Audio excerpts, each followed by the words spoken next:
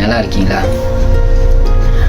உங்கள் எல்லாரையும் நான் மறுபடியும் இந்த வீடியோவுடாய் சந்திக்கிறதில் நான் மிக்க மகிழ்ச்சி அடைகிறேன். உங்களை கர்த்தர் ஆசீர்வதிப்பாராக. இன்றைய நாளில் நான் உங்களிடத்தில் சில காரியங்களை குறித்து நான் பேச வாஞ்சைப்படுகிறேன். என்னென்றால், நான் கடந்த நாட்களிலே ஒரு வீடியோ உங்களுக்கு போட்டிருந்தேன். நான் கேட்டேன், நான் ஒரு நபரை ரொம்ப நாளாக மிஸ் பண்ணியிருந்தேன், அவரை கண்டுபிடிச்சிட்டேன். அந்த வேலை நான் ரொம்ப உங்களுக்கும் சொல்கிறேன்.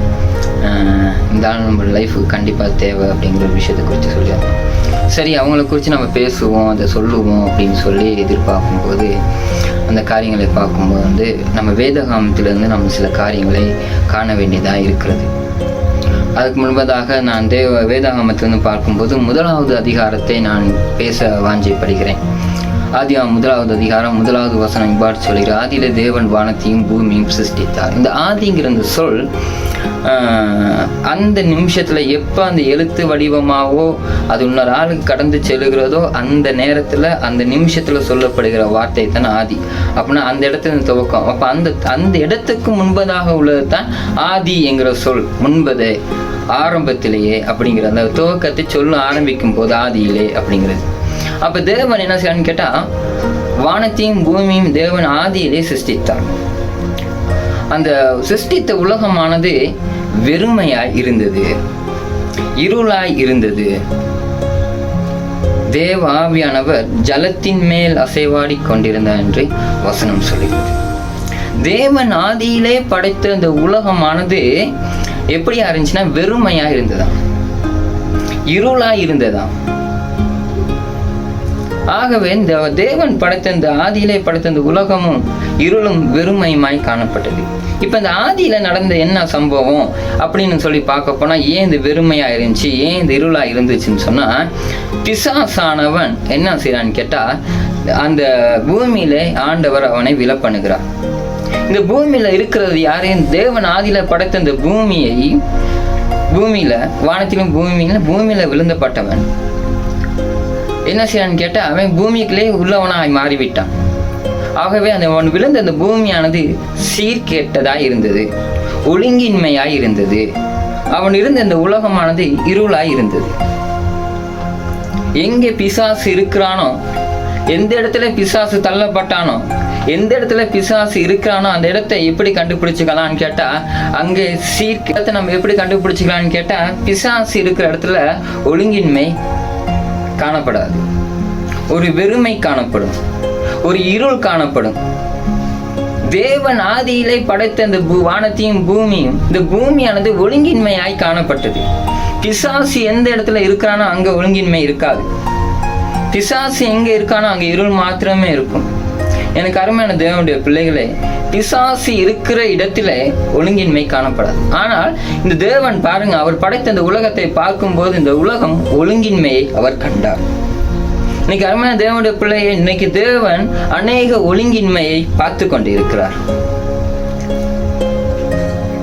அதே போலதான் அவர் ஆதியில் இந்த படைத்த இந்த உலகத்தை, இந்த பூமியை அவர் சீர்படுத்தும்படியாய், ஒழுங்குபடுத்தும்படியாய், அந்த இருளை இல்லாமல் போகும் பண்ணும்படியாய் அவர் முதலாக என்ன செய்யறான்னு கேட்டா, இந்த உலகத்தை வெளிச்சத்தினால் அவர் அழகுபடுத்துகிறார்.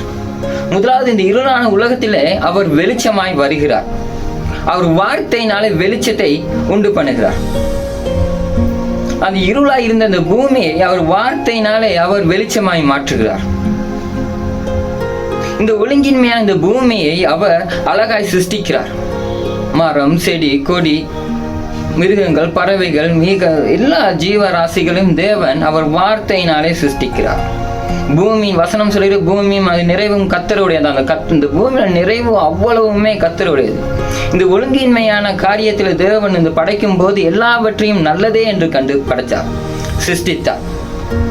எந்த இடத்துல ஒழுங்கின்மை இல்லையோ அந்த இடத்துல தேவன் மறுபடியும் அதை சீர்படுத்தும் போது எல்லாம் நன்மைக்கு எதுவாகவே சீர்படுத்துகிறவராய் காணப்படுகிறார். அவர் சீர்படுத்துகிறவர், ஒழுங்குபடுத்துகிறவர், இருளை வெளிச்சமாய் மாற்றுகிறவர். இந்த காரியங்கள் அவ்வளத்தையுமே அவர் என்ன செய்யறான்னு கேட்டா, வார்த்தையினாலேயே மாத்திரமே சிருஷ்டிக்கிறார். ஆனால் விசேஷமாய் தன்னுடைய ரூபத்தின்படியும் தன்னுடைய சாயலிலும் ஆண்டவர் என்ன செய்யறான்னு கேட்டா, மனுஷனை சிருஷ்டித்தார். எல்லாவற்றையும் அவர் வார்த்தையினால சிருஷ்டித்தவர். எல்லா காரியங்களும் பூமி நிறைவு அவ்வளத்தையும் அவர் வார்த்தையினால் சிருஷ்டித்தவர். இந்த மனுஷனை மாத்திரம் அவர் என்ன செய்யறான்னு கேட்டா, தன்னுடைய கரத்தினாலே செய்கிறார். அவரை சிருஷ்டிக்கிறார், அவரை உருவாக்குகிறார். அது மாத்திரமல்ல, அவனுக்கு அவருடைய ஜீவ சுவாசத்தை அவன் நாசியிலே ஊதுகிறார். மனுஷன் ஜீவ ஆத்மானான் என்று வேதம் சொல்லுகிறது. எனக்கு அருமையான தேவனுடைய பிள்ளைகளே, தேவன் இந்த வார்த்தையினால் சிருஷ்டித்த இந்த நிறைவுகள் எல்லாவற்றின் மேலாய் இந்த மனுஷனை அவர் ரொம்ப விசேஷமாய் அந்த நிறைவு அவ்வளோத்தையும் யாருக்காய் படைச்சானா மனுஷனுக்காய் படைத்தார். அவர் தன் கரங்கனால் சிருஷ்டித்த விசேஷமான இந்த மனுஷனுக்காய் அவர் வார்த்தையினால் இந்த உலகத்தை சிருஷ்டித்தார். மரம், செடி, கொடி, மிருகங்கள் எல்லாவற்றையும் இந்த பூமி நிறைவும் கர்த்தருடையதான். கர்த்தருடைய அவ்வளோத்தையும் யாரு கொடுத்திருந்தானா மனுஷனுக்கு கொடுத்திருந்தார். இதை ஆண்டு கொள்ளுங்கள், இதை ஆண்டு கொள்ளுங்கள், பலிக்கு பெருகுங்கள் என்று அவர்களை ஆசீர்வதித்தார். ஆகவே தேவன் அவர் பிசாசினால் ஒழுங்கின்மையாய் காணப்பட்ட இருளாய் காணப்பட்ட அந்த உலகத்தை அழகாய் சிருஷ்டித்து, அதை நேர்த்தியாய் சிருஷ்டித்து அழகாய் சிருஷ்டித்து மனுஷனுக்கு விசேஷமாய் படைத்த மனுஷனுக்கு சில கட்டளைகளை ஆண்டவர் விடுகிறார். இதை நீங்க பராமரிங்க, இதை பாதுகாத்து கொள்ளுங்க, இதை நடத்துங்க, இதை பண்படுத்துங்க, பழுகி பெருகுங்க, இப்படி சில கட்டளைகளை கொடுக்க. அதே மாதிரி இந்த தோட்டத்தில் உள்ள விருட்சத்தின் கனி எல்லாவற்றையும் நீங்க சாப்பிடலாம். ஆனால் இந்த நன்மை தீமையான கனியை மட்டும் நீங்க சாப்பிடாங்க சில கட்டளைகளை ஆண்டவர் கொடுத்தார். ஆனால் இந்த ஒழுங்கின்மை இல்லாதவன், குழப்பத்தை உண்டு பண்ணுகிறவன், இருளை உண்டு பண்ணுகிறவன், பிரிவினைகளை உண்டு பண்ணுகிறவன், ஆண்டவர் படைத்த காரியங்களை சீர்கேட்டாய் மாற்றுகிறவன், ஆண்டவருடைய சிருஷ்டிப்பை அலங்கோலமாய் மாற்றுகிறவன், ஒழுங்கின் இல்லாதவன், இருளானவன் என்ன செய்யறான்னு கேட்டா, தேவன் கட்டளையிட்ட மனுஷனுக்கு அவர் கொடுத்த கட்டளையை மீறும்படியாய் அவன் மனுஷனை தூண்டுகிறான், ஏவாளை தூண்டுகிறான். யாரை தொட்டா அந்த பிரிவினை உண்டாகும், பிரச்சனைகள் உண்டாகும், சீர்கேடு உண்டாகும் என்பதை அறிந்து வைத்தவன். அவன் ஏவாளை அறிந்து அவன் ஆண்டவர்கிட்ட கேட்கிறான், நீ ஆண்டவர் சொன்ன காரியத்துல இந்த தோட்டத்தில் உள்ள விருட்சங்கள் கனியெல்லாம் சாப்பிட வேணாம்னு சொல்லியிருக்காரா? இல்ல, எல்லாத்தையும் சாப்பிட சொல்லியிருக்காரு. ஆனால் நன்மை தீமை கனியை மட்டும் எல்லாம் சாப்பிட வேணாம்னு சொன்னார். அந்த வசனத்தை அவள் கேட்டவுடன் பிசாசு தந்திரமாய் அவளை ஏமாற்றுகிறாள், வஞ்சிக்கிறான். அவள் பிசாசுடைய சத்தத்துக்கு கீழ்ப்படிவாளாய் மாறுகிறாள். ஆண்டவர் சொன்னார் இந்த பழத்தை சாப்பிட வேணான்னு, தனக்கு உண்டான புருஷன் சொல்லுகிறான் சாப்பிட வேணான்னு. ஆனா என்ன செய்யல, அவ கீழ்ப்படியல. ஏதோ ஒரு பிசாசுடைய சத்தத்துக்கு, சீர்கேடான அவனுடைய சத்தத்துக்கு, இருளான வாழ்க்கையின் அதிகாரியான, இருளுக்கு அதிபதியான பிசாசுடைய சத்தத்துக்கு அவ என்ன செய்யறான்னு கேட்ட செவி சாய்க்கிறாள். அவருடைய காரியங்கள் இருளாய் மாறுகிறது. அவள் பாவத்தில் விழப்பட்டவெல்லாம் மாறிவிட்டாள். ஆகவே இந்த சமூக குலம் முழுவதுமே என்ன ஆச்சுன்னா பாவமா மாறிச்சு. இது எல்லாத்துக்கும் தெரியும். இன்னைக்கு அருமையான தேவனுடைய பிள்ளைகளை, இது தனிப்பட்ட மனுஷனுடைய வாழ்க்கை மாத்திரம் அல்ல, ஒவ்வொரு குடும்பமும், ஒவ்வொரு சபையும். இன்னைக்கு நம்ம நல்லா கவனிச்சு பாருங்க, நாட்டுல ஒழுங்கின்மை காணப்படுகிறதா? அங்க யார் இருக்கா? உங்க வீட்டுக்குள்ள ஒரு ஒழுங்கின்மை காணப்படுகிறதா? யார் இருக்கா? உங்க குடும்பத்துல ஒரு ஒழுங்கின்மை காணப்படுகிறதா? அந்த இடத்துல யார் இருக்கா? உங்க வாழ்க்கையில ஒரு ஒழுங்கின்மை காணப்படுகிறதா? அந்த இடத்துல யார் இருக்கா? உங்க வாழ்க்கையில, உங்க குடும்பத்துல, உங்க சபைகள்லயே உங்க எந்த இடத்துல இருள் காணப்படுகிறோம், அங்க யார் இருக்கா? பிசாசு. அவன் இருளின் அதிகாரி, அவன் இருளானவன், ஒழுங்கின்மையை கொண்டு வருகிறவன், அவன் குழப்பத்தை உண்டு பண்ணுகிறவன், நேர்த்தியை உடைக்கிறவன். இன்னைக்கு சபைகள்ல சில நான் காணுகிற நிறைய சபைகள்ல ஒழுங்கின்மை காணப்படுகிறது. அப்ப அந்த இடத்துல யார் இருக்கா? தேவன் ஒழுங்குபடுத்துகிறவர், தேவன் சரி செய்கிறவர், தேவன் கட்டுகிறவர், தேவன் உருவாக்குவார். இன்னைக்கு உங்கள்கிட்ட ஒழுங்கின்மையான இந்த உலகத்தை தேவன் தன் வார்த்தையினால் சிருஷ்டித்த கர்த்தர், பூமி நிறைவும் வார்த்தையினால் உண்டாக்கின கர்த்தர் சொல்கிறார், உங்களுடைய ஒழுங்கின்மையான வாழ்க்கையை நான் ஒழுங்குபடுத்துகிறேன், உங்களுடைய ஒழுங்கின்மையான ஊழியங்களை நான் ஒழுங்குபடுத்துகிறேன், உங்க ஒழுங்கின்மையான குடும்பங்களை நான் கட்டுகிறேன். தேவன் கட்ட விடுங்க. மறுபடியும் ஆண்டவர் சொல்கிறார், உங்களுடைய காரியங்களை நான் கட்டமைக்கிறேன், என்னுடைய வேதாகமத்தின் சத்தத்துக்கு செவிசாய். முதலாவது தேவனுடைய ராஜ்யத்தை நீதியின் தேடுங்கள், அப்பொழுது இவைகளாம் உங்களுக்கு கூட கொடுக்கப்படும் என்று சொன்ன வார்த்தையின்படியே முதலாவது தேவனுடைய ராஜ்யத்தை தேடுகிறவர்களாய், தேவனுடைய சத்தத்துக்கு செவிசாய்க்கிறவர்களாய், தேவன் என்ன காரியத்தை நமக்கு முன் வைக்கிறார், அவர் சத்திய வேதாகமம் என்ன சொல்லுகிறது, இயேசு கிறிஸ்து ஊழியம் செய்யும் போது என்னென்ன காரியங்களை முன்வைக்கிறார், என்னென்ன காரியங்களை கட்டளையிடுகிறார், அதன்படி செய்ய நம்ம சித்தமாய் இருக்க வேண்டும். அந்த சத்தத்துக்கு செவிசாய்க்க வேண்டியவனாக இருக்க வேண்டும். ஒழுங்கின்மைக்கு, இந்த உலகம் ஒழுங்கின்மையா இருக்கும் போது அவர் வெளிச்சத்தை உண்டாக்குவ கடவுதனைக்கு இல்ல உலகம் எனக்கு வெளிச்சம் வேணாம், எனக்கு இந்த இருள் தான் வேணும்னு சொல்லியிருந்தா நடந்திருக்குமா? இல்லை.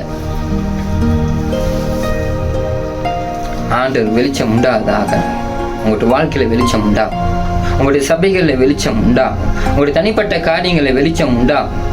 தேவனுக்கு இடம் கொடுக்கும் போது, தேவனுடைய சத்தத்துக்கு இந்த உலகம் செவிசாய்த்த போது வெளிச்சம் உண்டாயிற்று. அனைத்து காரியங்களுக்கும் அவர் கட்டளை இடும் போது அனைத்து காரியங்களும் அவருக்கு சவிக்கு செவிசாய்த்தது, உருவானது. இன்றைக்கு தேவன் சொல்கிறார், உங்களை உருவாக்க ஆசைப்படுகிறார். ஆகவே தேவனுடைய வசனத்துக்கு உங்கள் காதுகளை திறங்க. தேவனுடைய வசனம் சத்தியத்தேர்கள், சத்தியம் உங்களை உருவாக்கும், உங்களை கட்டும், உங்களை விடுதலையாக்கும், உங்களை சரி செய்யும். சத்தியத்தேர்கள், சத்தியம்தான் உங்களை விடுதலையாக்கும். ஆகவே பிசாசுடைய சத்தத்துக்கோ உலகத்தின் சத்தத்துக்கோ உலகத்துக்குரியவன் உலக காரியங்களை பேசுவான். தேவன் எதை செய்ய வேண்டாம் என்று சொன்னாரோ அதை செய்ய சொல்லுவான். ஏனென்றால் உலகத்துக்குரியவன் உலகத்தின் காரியங்களை தான் செய்ய சொல்லுவான். நீங்கள் கீழானவைகள் அல்ல மேலானவைகளை தேடுங்கள் என்று வசனம் சொல்கிறது. அவருடைய ராஜ்யத்தை குறித்து தேடக்கூடியவர்களாக, பூமிக்குரியதல்ல. பூமிக்குரியவன் பூமிக்குரிய காரியங்களை பேசுகிறான். தேவனுக்குரியவன் ஆவிக்குரியவன் ஆவிக்குரியவர்களை சிந்திக்கிறான். எனக்கு அருமையான தேவனுடைய பிள்ளைகளை, உங்களுடைய ஒழுங்கின்மையான காரியங்களை செயற்படுத்த வேண்டுமானால் ஒழுங்குபடுத்துகிற பரிசுத்த ஆவியானவர் உங்களுடைய வாழ்க்கையில் இருக்க வேண்டும். தேவ ஆவியானவர் ஜலத்தின் மேல் அசைவாடி கொண்டிருப்பார். நம்முடைய வாழ்க்கையில் அவர் அசைவாட வேண்டும். அப்பதான் அங்கு ஒழுங்குமுறை வரும், இருள் நீங்கும், பூமியின் நிறைவுகள் உண்டாகும். பரிசுத்த ஆவியான சத்தத்துக்கு செவிசாய்க்கும் போது நிறைவுகள் உண்டாகும். உலகத்தின் சத்தத்தின் கேட்கும் போது இருளாய்தான் மாறும். மறுபடியும் அவர்களுக்கு இருந்த அந்த வெளிச்சம் இல்லாமல் போயிற்று. மறுபடியும் அந்த உலகம் எப்படி ஆரம்பத்தில் சீர்கேட்டதா இருந்ததோ அப்பொழுதும் அதே மாதிரி சீர்கேட்டதாய் மாறிவிட்டது. எப்ப பிசாசுக்கு ஏவாள் தன்னுடைய செவியை சாய்த்தாலோ அப்பே உலகம் சீர்கேட்டதாய் மாறிவிட்டது, உலகம் இருளாய் மாறிவிட்டது. எனக்கு அருமையான தேவனுடைய பிள்ளைகளே, தன்னுடைய சொந்த குமாரன் என்று பாராமல் நமக்காய் நம்முடைய பாவங்களுக்கு அவருடைய குமாரனை கொடுத்து இந்த உலகத்தை இவ்வளவாய் அவர் அன்பு கொண்டார். சிலுவையில் ரத்தம் சிந்தினார். அவர் ரத்தம் சிந்தி நம்மளை மீட்டு கொண்டார். இன்னைக்கு மறுபடியும் ஆண்டவருடைய வார்த்தைக்கு உங்க செவிகளை சாயும். உங்க ஆண்டவர் சீர்கேட்டுகளை ஒழுங்குபடுத்த விரும்புகிறார். அவருடைய சத்தத்துக்கு செவி செய்யும் போது ஆவியானவர் உங்கள் காரியங்களை நிறைவாய் மாற்றுவார், ஒழுங்குபடுத்துவார். இனி வரும் நாட்கள் இந்த ஆதியாமத்தை உள்ள வசனங்களை குறித்து, ஆதியாமத்தை குறித்து, ஒழுங்குபடுத்தலை குறித்து நம்ம பார்க்கும்போது நான் சொன்னேன் இல்லையா, ஒரு ஆளை நான் மிஸ் பண்ணேன், ரொம்ப நாளாக மிஸ் பண்ணிட்டேன், நான் அவரை கண்டுபிடிச்சிட்டேன் அப்படின்னு. அப்படியாப்பட்ட ஆளை நான் உங்களுக்கு அறிமுகப்படுத்துகிறேன். எனக்கு அருமையான தேவனுடைய பிள்ளைகளை, முதலாவது கர்த்தருடைய சத்தத்துக்கு கீழ்ப்படிய ஆரம்பிங்கள். அப்பொழுது உங்கள் வாழ்க்கையில வெளிச்சம் உண்டாகும். பூமி நிறைவு உண்டானது போல கர்த்தர் உங்களுடைய வாழ்க்கையில சத்தத்துக்கு ஆண்டவருடைய சத்தத்துக்கு செவிசாய்க்கும் போது நிறைவு உண்டாகும். கர்த்தர் உங்களை ஆசீர்வதிப்பாராக. ஏதாவது கேள்விகள் பதில்கள் இருந்தால் இந்த ஊடாக கமெண்ட் பண்ணுங்க. இந்த வீடியோ பிடிச்சிருந்தா, உங்களுக்கு பேசப்பட்டிருந்துச்சுன்னா நீங்கள் மற்றவங்களுக்கும் இதை ஷேர் பண்ணுங்க. சொன்ன வசனங்கள் எல்லாமே முதலாம் அதிகாரத்துக்குள்ள இருக்குது. வாஸ்துப்பார். கர்த்தர் தாமே உங்களை ஆசீர்வதிப்பாராக. ஆமென். God bless you.